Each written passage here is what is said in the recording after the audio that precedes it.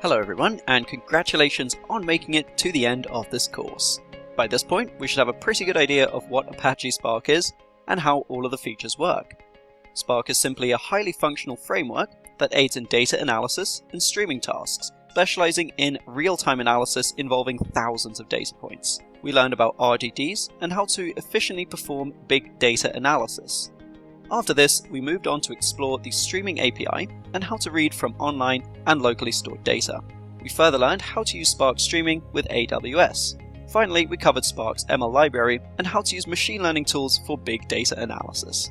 We devoted each of our 4 lessons to exploring a different aspect of the Spark ecosystem. Our first lesson introduced Apache Spark and explored how to work with big data sets.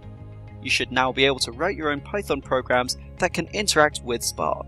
The second lesson was devoted to exploring Spark streaming and writing consumers and producers. You should now be able to implement data stream consumption using Apache Spark and recognize common operations to process known data streams.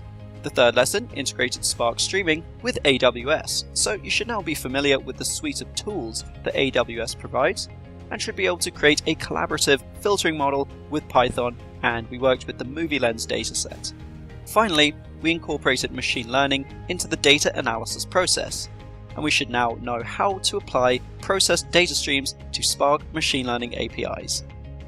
At this point, however, you might say, well, Spark was cool, and there are plenty of other tools out there that can do similar things, so why should I go with Apache Spark over these competitors? Well, Apache has actually come out with similar tools such as Apache Hadoop and Apache Flink, but Spark itself blows them out of the water in terms of speed and efficiency, as Spark specializes in real-time analysis with optimized stream and batch processing. Amazon Kinesis and Heron also provide streaming support and data analysis, but both of them lack the full compendium of tools that Spark provides, and they only work on their respective platforms, AWS for Amazon Kinesis and Twitter for Heron. Disco MapReduce and Upsolver also provide similar functionality for data analysis, but they lack the tools to provide the other services. So even though there are competitors out there, none provide the full suite of tools with the same efficiency that Apache Spark does.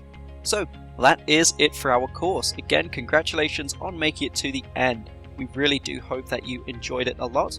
And now that you know how to feel comfortable using the various tools that Apache Spark has to offer, I'm really excited to see what kind of projects that you can come up with, and I was really happy teaching you guys the content.